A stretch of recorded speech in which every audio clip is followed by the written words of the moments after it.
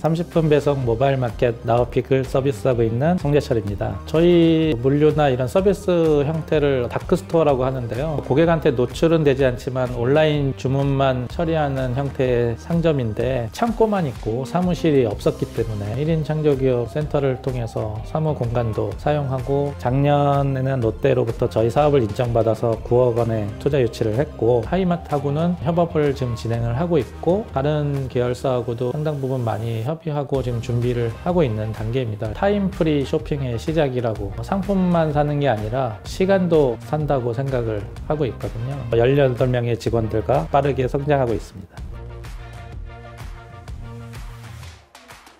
2009년부터 5년 동안 중국에서 이러닝 서비스 사업을 하기 위해서 북경에서 계속 생활하고 사업을 진행하고 있었습니다. 우리나라는 지금 최근에서야 음식이든 배달 안 되는 곳이 없을 정도로 다 배달 서비스가 대중화가 됐는데, 중국의 모든 서비스들이 웬만하면 다 배달이 되고 있었어요. 이미 그때부터. 빠른 배송부터 느린 배송까지 요금이 다 다르고, 땅도 더 훨씬 크지만 바로 그 다음날 이 길 배송 처리가 된다든지, 매일 아침 원하는 반찬을 배달을 해준다거나, 정기 배송의 형태도 이미 운영이 되고 있었고, 그때 느꼈을 때는 이게 앞서 나가는 서비스라고는 못 느꼈었어요. 이미 워낙 거기서는 생활에 밀착되어 있는 서비스들이어서, 한국에 오니까 오히려 이제 그런 서비스들이 없어서 더 불편한 점을 좀 느끼고 그랬었죠. 중국에서 저희가 생각한 만큼 사업이 잘 전개가 안 됐었고요. 딱 그 시점이 이제 중국 주석 정권이 좀 바뀌는 상황이어서 법적으로도 좀 규제가 더 외국 기업한테는 좀 강화되는 부분도 있어서 사업을 철수하기로 마음을 먹게 됐고, 이제 한국에 다시 돌아왔을 때 일하게 된 회사가 온라인 유통을 하는 회사였어요. 오픈마켓이나 소셜커머스에서 메인 딜 행사를 하는 커머스 쪽 유통하고 물류 서비스들을 경험하게 됐죠.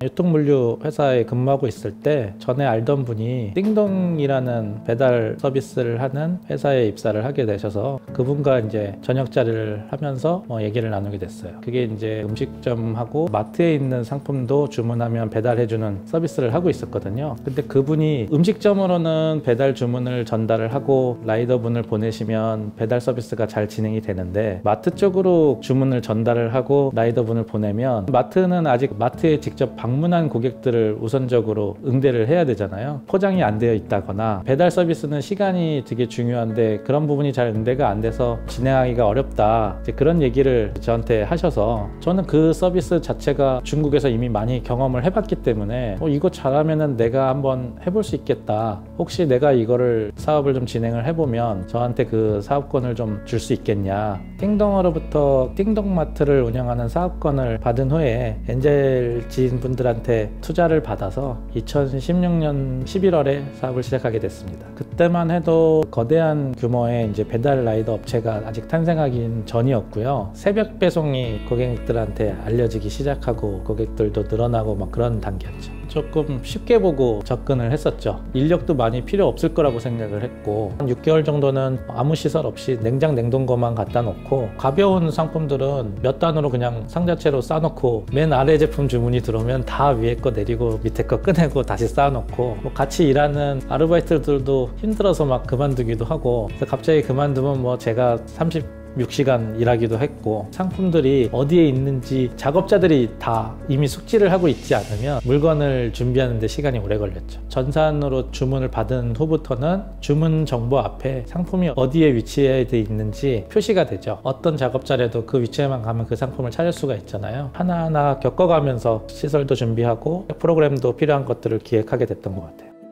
초기에 한 1년 정도는 띵동마트를 서비스하는 거에만 저희가 주력을 했기 때문에 주문이 이미 저희 쪽으로는 전달이 된 상태였고, 저희는 그거를 빠르게 포장해서 배달 나가기 전까지 준비하는 과정만 준비했으면 됐던 시기였고요. 저희가 자체 플랫폼을 준비하면서는 주문도 저희가 발생을 시켜야 되고, 실제 고객한테 배송하는 단계도 준비를 해야 되기 때문에 더 준비할 게 많아졌었죠. 라이더 생태계에 대해서도 또 따로 공부를 했어야 되고, 그러니까 한 번에 처음부터 그거를 다 하라고 했었으면 오히려 어려웠을 수도 있는데, 창고 운영만 먼저 하는 단계에서 주문 발생하는 단계를 붙이고 라이더 배송하는 부분 또 접목시키고, 이렇게 단계별로 성장해서 잘 운영을 할 수 있었던 것 같아요.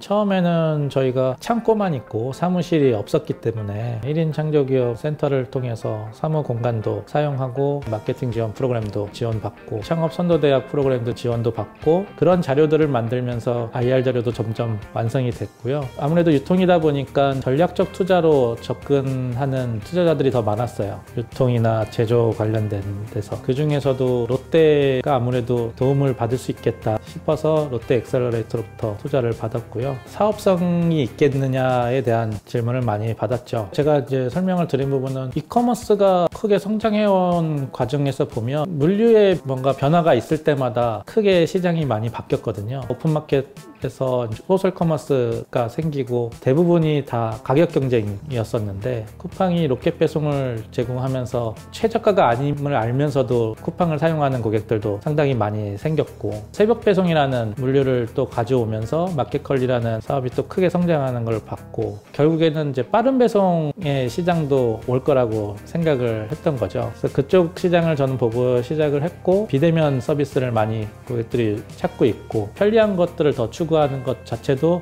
하나의 가치로 환산이 되는 형태의 이제 소비 형태가 나오면서 충분히 저희도 시장을 공략 가능하다 이렇게 보고 시작을 하게 됐죠. 강남 센터로 저희가 서비스를 하고 매출도 어느 정도 발생을 하고 있었지만 강남 말고는 배달비를 지불을 하면서까지 이런 상품들을 주문할 사람들이 그렇게 많이 있겠느냐라는 게 가장 많은 질문이었고요. 그런데 점점 음식 배달 서비스도 저희가 처음 시작할 때는 고객이 부담하는 배달비가 없었는데 1,000원, 2,000원 배달비를 고객이 부담하는 게 이제 자연스러워지면서 제일 큰 허들이 배달비였는데 그것들이 좀 해소가 된 부분도 있는 것 같아요.